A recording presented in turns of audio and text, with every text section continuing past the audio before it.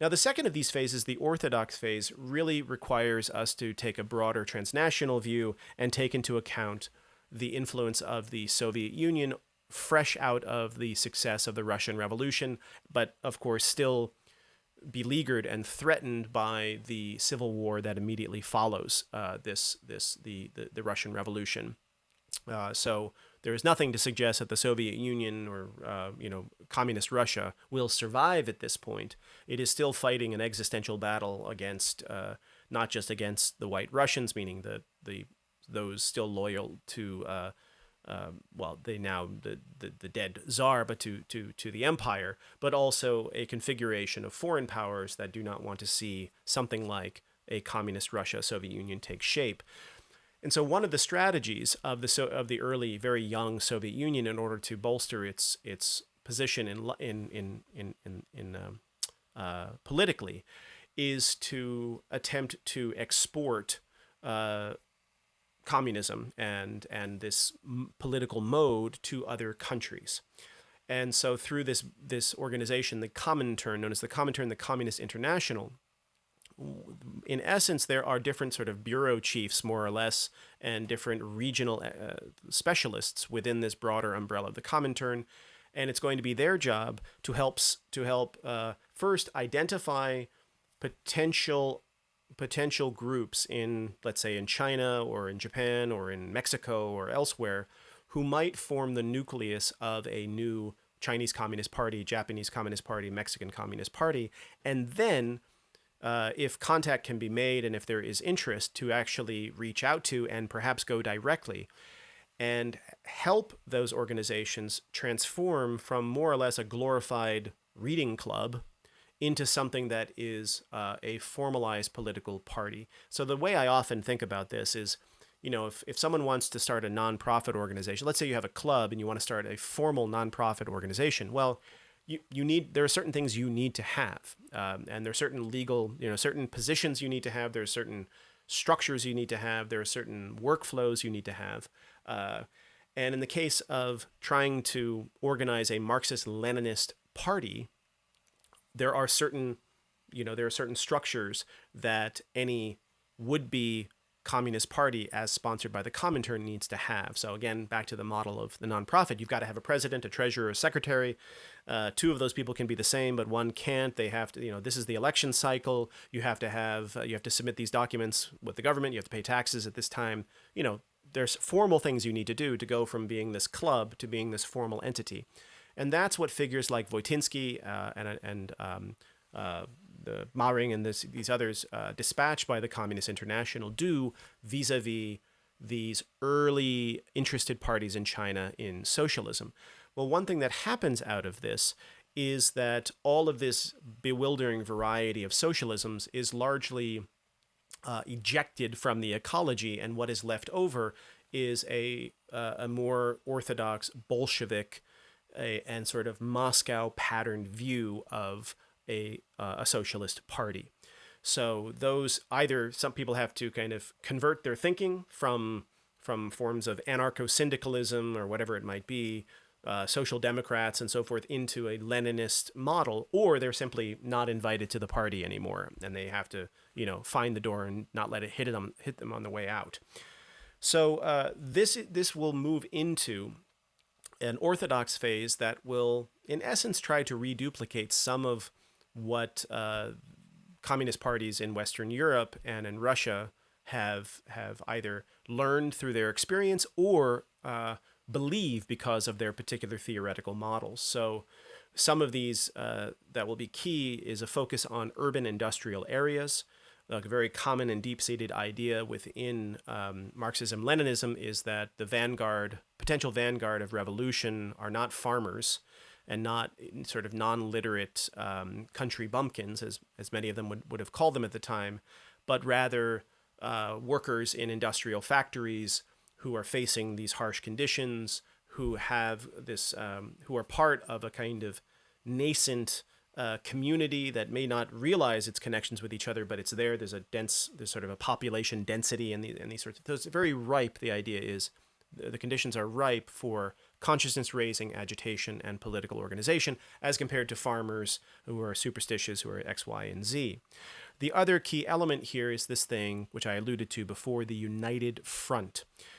The Comintern and is looking out on the world, and when it sees an organization like the Proto-Chinese Communist Party, which at its foundation had just 13 delegates at the original meeting. There were more members but it was a very, very small organization with no military to speak of. It was one of the smallest actors, politically speaking, on the stage at the time.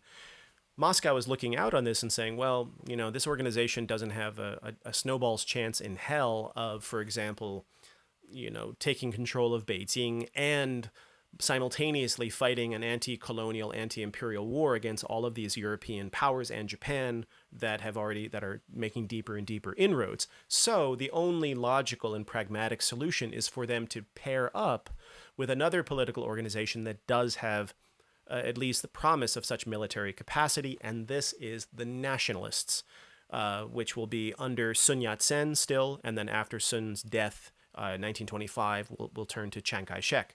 So the United Front is more or less foisted both on this recently formed Chinese Communist Party and, incidentally, on the Nationalist Party, who are also interested in Soviet aid, and who are also, this is somewhat counterintuitive. When people hear this, they sometimes get confused, are also really interested in the Leninist system of organizing political parties. Now, this is interesting. If you have a Leninist organization, which would mean that you have a Politburo, you have certain central committees, you have certain decision-making workflows, and you also have this thing called party discipline, which basically means that inside the confines of the highest echelons of the party, you guys can hash it out behind closed doors all you want, but once a decision is made, it is inviolable that no one can publicly admit to anyone outside that inner circle that any dissent ever happened. Once a decision's made, everyone lines up. That, at least in theory, is what party discipline is supposed to enforce. Well, Chiang Kai-shek, later, Sun Yat-sen had more sort of sensitivities, more leanings, more interests, one might say, in socialism. Chiang Kai-shek had none. And yet Chiang Kai-shek, too, was very interested in a Leninist party structure, even though he did not want a Marxist-Leninist, he wasn't interested in Marxism. So you can have a Leninist party structure and not be a communist. So actually, by the end of the day, ironically, looking ahead to the Chinese Civil War, between the nationalists and the communists, this is actually a war between two Leninist parties, two Leninist organizations, one of which is communist and one of which is anti-communist. So try to wrap your head around that. So in this phase, again, we have the idea that we're going to apply Orthodox Marxism, however we imagine that being defined, applied to the Chinese situation. So we already know how to do this, and now we're going to apply it to this new context, and for that matter, many other contexts internationally. So in the beginning stages of this, early Chinese communists will largely follow suit. There are those who do agitate for in rural areas, given how many, how large the rural sector is in China, but there is heavy concentration in the early years of this Orthodox phase on urban centers. And for good reason. Although urban centers as a share of the total population of China is very small at this point, China is very big. And so in absolute terms, these cities are immense by global standards. And so there are a lot of working poor in these regions that can be agitated amongst, can be targeted for political consciousness raising, organization, and so forth, strikes, labor demands, and so forth. So a focus on urban centers. And there are some moments in which this bears, from the perspective of those undertaking political organization, bears fruit. One of the most important and widespread being the May 30th incident of 1925, which involves basically a nationwide strike in urban centers following this sort of kind of tragic dispute and violent and ultimately deadly dispute between this complex configuration of Chinese, Japanese, and British forces. And I'll leave this slide up so you can kind of follow along there.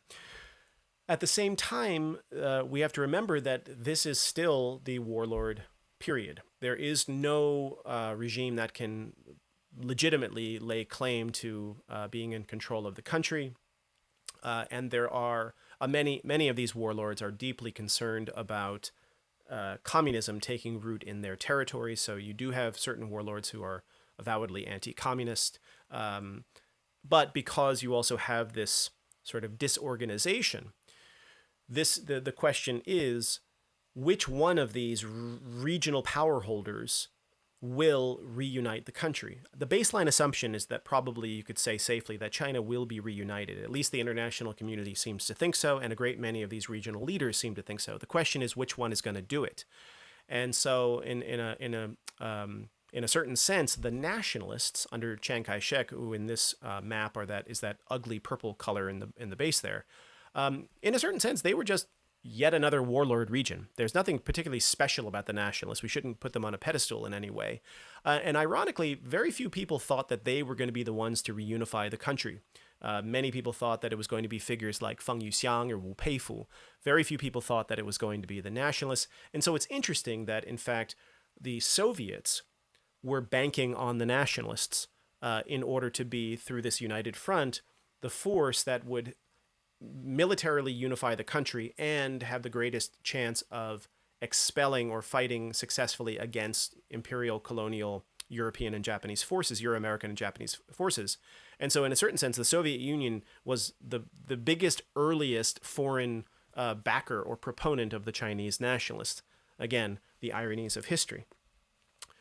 So this takes place. This effort to reunify the country is the major campaign. There is vast preparation that goes into this in the lead up to the launch of this military diplomatic campaign known as the Northern Expedition, which is a joint nationalist communist effort through both military means, diplomatic means, sort of buying off potential adversaries or sort of fence sitters, and then subterfuge and clandestine operations and propaganda work. That part of it, largely operated by the communists within the United Front, was launched in 1926 and lasted until 1927. This is the Northern Expedition.